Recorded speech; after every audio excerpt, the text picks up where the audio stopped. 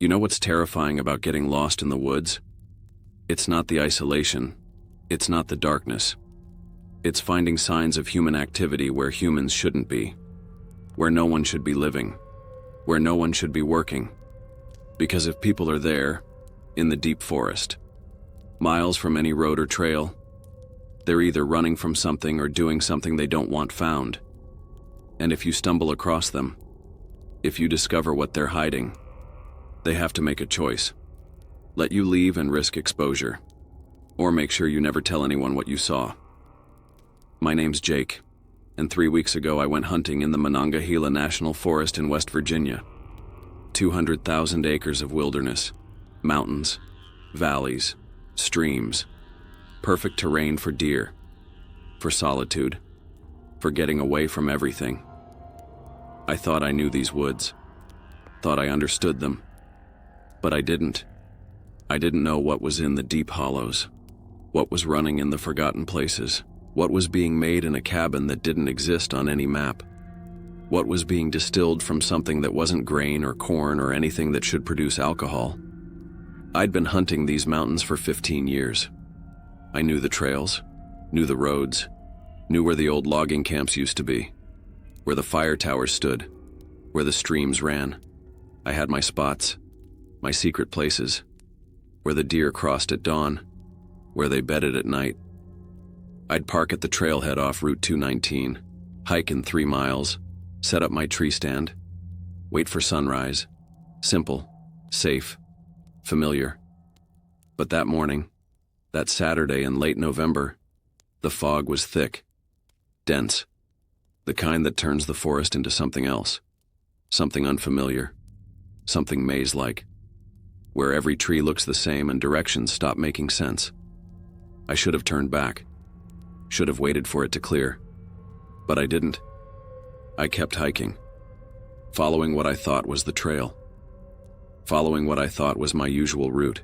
After 2 hours, I realized I was lost, completely disoriented. The trail had disappeared. The landmarks I knew weren't there. I'd been hiking uphill when I should have been going downhill. The stream that should have been on my right was nowhere. I checked my GPS. The screen showed my location, but the map didn't match what I was seeing. According to the device, I was on a marked trail, but there was no trail, just dense forest, just fog, just trees in every direction. My phone had no signal. Expected.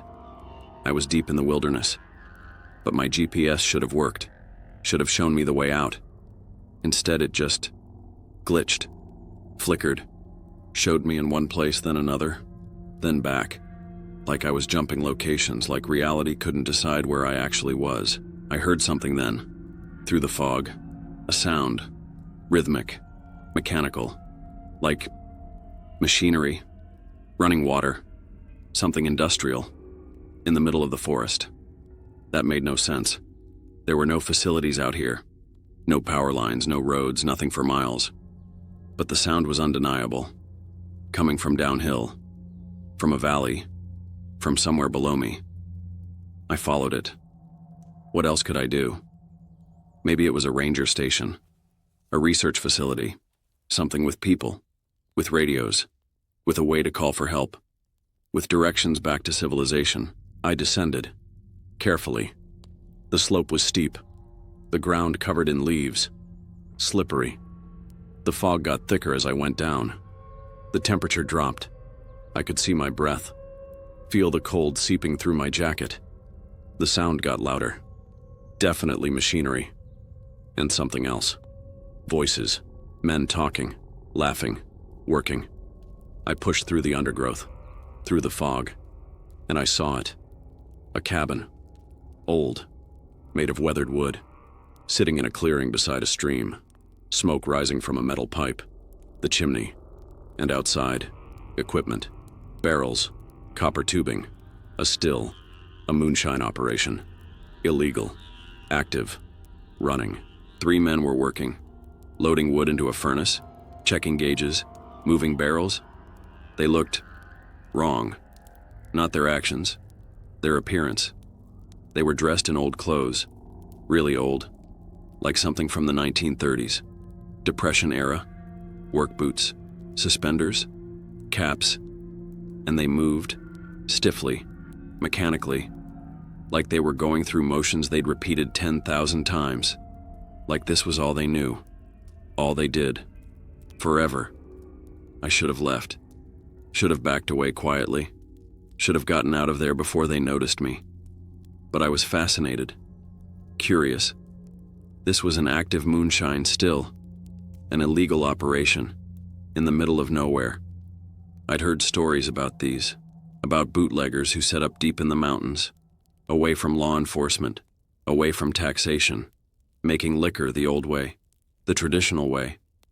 But this looked too old, too authentic, too preserved, like it hadn't changed in a century. One of the men looked up, saw me. His face was strange, weathered, lined, but his eyes were empty, vacant, like he was looking through me rather than at me. "Well now," he said. His voice was rough, gravelly. "We got ourselves a visitor." The other men stopped working, turned, looked at me with those same empty eyes, those same vacant expressions. "I'm sorry," I said quickly. "I'm lost. I was hiking. Got turned around in the fog. I'll just head back." I started to back away. The first man held up his hand. "No need to rush off, friend. Come on down. Have a taste. You look cold. This'll warm you right up." He gestured to a barrel, to a tin cup sitting on top. Every instinct told me to run, but part of me wanted to see, wanted to understand, wanted to know what they were making. I walked down into the clearing. The men watched me, not threatening, not hostile, just watching, with those eyes that saw everything and nothing. I approached the barrel. The man picked up the cup, dipped it into the barrel, handed it to me. The liquid inside was clear, like water, but it smelled wrong. Not like corn mash, not like grain, like something organic, something floral, something that shouldn't be distilled. "What is it?" I asked. The man smiled. No warmth, just lips pulling back, teeth showing. "Family recipe," he said. "Been making it this way since 1932. Best shine in these mountains. Go on, try it." I lifted the cup, hesitated. The smell was overpowering, sweet, cloying, almost nauseating, but also attractive, inviting, like it was calling to me, like it wanted to be consumed. I took a sip, small, careful. The liquid burned, but not like alcohol, like something else, like it was alive, like it was moving down my throat, spreading through my chest, through my limbs, through my head. The world tilted, shifted. The fog got thicker. The cabin seemed to multiply. I saw duplicates, overlays, different versions of the same space occupying the same location. "There you go," the man said, his voice echoing, layered, coming from multiple places at once. "Now you're seeing proper. Now you're understanding what we do here, what we've always done, what we'll always do." I tried to speak. Couldn't. My mouth wouldn't work. My body felt heavy, distant, like I was operating it remotely, like I was watching myself from outside. The other men resumed working, but now I could see. They weren't alone. There were others, dozens of them, hundreds, all dressed in different eras, 1930s, 1950s, 1980s, 2000s, all working, all tending the still, all distilling, all trapped in the same eternal moment, the same endless work, the same cabin that existed outside of time. "What is this place?" I managed to ask. The first man turned back to me. This is where we make the mountain's breath, the forest's essence. Been doing it forever. We'll do it forever. The woods, they produce. We harvest, we distill, we serve. And those who drink, they join. They become. They continue. He pointed to the still, to the copper coils, to the liquid dripping through. "Ain't moonshine, friend. Never was. It's something older. Something that was here before men came to these mountains. Something that wanted to be tasted, to be consumed, to be spread. We just facilitate. And now, you've had your taste. Now you're part of it. Part of us. Part of the process. I felt it then. The change. My body was getting heavier. My thoughts slower. My memories fading. Being replaced with instructions, procedures, how to tend the fire, how to check the temperature, how to collect the distillate, how to offer it to travelers, to hikers, to hunters, to anyone who wandered too deep, who got lost in the fog, who followed the sound of machinery to a cabin that shouldn't exist.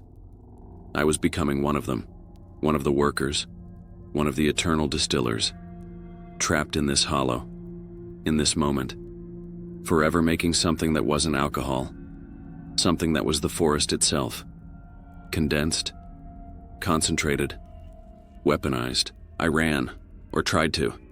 My legs moved like they were underwater, slow, heavy, wrong. I stumbled away from the cabin, back up the slope, into the fog. Behind me I heard them, not chasing, just watching, waiting, knowing I'd come back, knowing the liquid in my system would pull me back, would make me return, would make me join. The fog was impossibly thick now. I couldn't see 10 feet ahead, couldn't see anything. Just white, just cold, just the sound of my own breathing and something else. The still running, still distilling, following me. Or maybe I was walking in circles. Maybe I never left the clearing. Maybe I was already back, already working, already part of the process. I don't know how I got out, don't remember. I came to on Route 219, sitting by my truck, my keys in my hand. The sun was setting. Hours had passed. I'd been gone all day, but I only remembered maybe an hour, maybe less. Everything else was gone, blank, except the cabin, the men, the still, the taste, that burning, living taste that I could still feel, still spreading, still changing me. I drove home, told my wife I'd had a bad day hunting, got turned around, nothing to show for it. She believed me. Why wouldn't she? I showered, ate dinner, went to bed. Normal. Fine. Except I dream about the cabin now. Every night. I see the men. See myself among them. Working. Tending. Distilling. And each morning I wake up tired. More tired. Like I haven't slept. Like I've been working all night. And my hands smell like smoke. Like copper. Like that sweet, cloying liquid. Like I've been handling the still. Like I've been there. Like I never left. Like part of me is still in that hollow. Still in that clearing. Still working. Still waiting for my body to join. Still counting down until I walk back into those woods. Until I follow the sound of machinery. Until I return to the cabin. Until I take my place among the others. The eternal workers. The distillers of the forest breath. The servants of something that existed before men. That will exist after. That uses us to spread. To continue. To offer itself to anyone who wanders too deep. Who gets lost. Who makes the mistake of drinking what they offer. I feel it pulling me. Every day. Stronger. The urge to go back. To return to the mountains. To find that hollow. To take my place. To work forever. To become what I tasted. What I consumed. What consumed me. And I know it's only a matter of time. Maybe days. Maybe hours. Before I get in my truck. Before I drive to Route 219. Before I park at the trailhead. Before I walk into the fog. Before I descend into that valley. Before I arrive at that cabin. Before I pick up the tools. Before I start working. Before I join the others. Before I become permanent. Before I'm lost forever. Not in the woods, but in the work. In the distillation. in the endless process of making something that shouldn't exist, something that turns the forest into liquid, that turns men into mechanisms, that turns time into a loop that never ends. If you're drawn to more disturbing stories from people who've stumbled onto operations that exist outside normal reality and discovered they can never truly leave, make sure to subscribe to Campfire Nightmares. And I need to know, have you ever been deep in the woods and smelled something that didn't belong? Something chemical or sweet or wrong? Or found structures that shouldn't be there? Heard machinery where there shouldn't be power? Tell me what you found in the comments, because I think there are other cabins, other stills, other places where the forest is being distilled into something that changes you, that claims you, that makes you part of its endless work. And if you ever find one, if you ever taste what they offer, don't. Just don't. Because once you do, you're already theirs, already claimed, already walking back to join them, forever.